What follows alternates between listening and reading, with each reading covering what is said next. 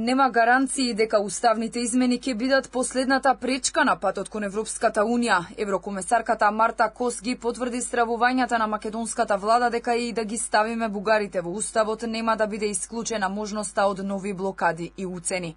Сепак, Кос е децидна дека билатералните прашања не треба да се мешаат во пристапниот процес и најави дека лично ќе се ангажира во Бугарија да се најде решение.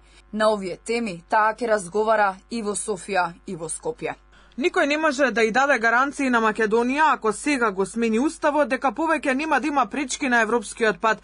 Разбираме дека ова не е лесно прашање. Промена на устав. Сваќаме и тоа е многу човечки и разбирливо што вашата земја сака да има гаранции по се она што го помина. Гаранции не може да има, но она што го очекуваме од сите земји членки кога има билатерални прашања е разговорите да се водат со добра волја и со визија да се дојде до компромис. Најдобро би било билатералните прашања да не се мешаат во пристапниот процес. Тоа не значи дека билатералните прашања не се важни. А токму за да се избегнат подоцнежните блокади од Бугарија, македонската влада настојува на уставни измени со одложено дејство. Овој став и премиерот Мицкоски и министерот Муцунски го презентираат на сите средби со европските челници. Изјавата на Кос представува потврда на ставовите дека не треба да се брза и да матна опозицијата која ја убедуваше јавноста дека ова е последната отстапка. Инсистираме процесот да се води внимателно и со потребни гаранции кои се неопходни за гарантирање на заедничката иднина. По оваа изјава, Министерството за надворешни работи реагираше дека е неопходно Европската унија да обезбеди институционални гаранции, дека процесот веќе нема да биде блокиран поради билатерални прашања.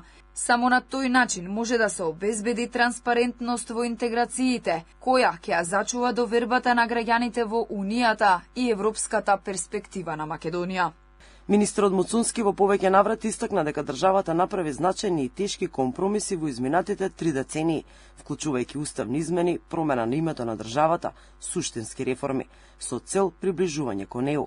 Сепак и покрај овие напори, процесот на пристапување останува блокиран поради билатерални спорови, што го поткопува кредибилитетот на Унијата и ги охрабрува деструктивните наративи во регионот.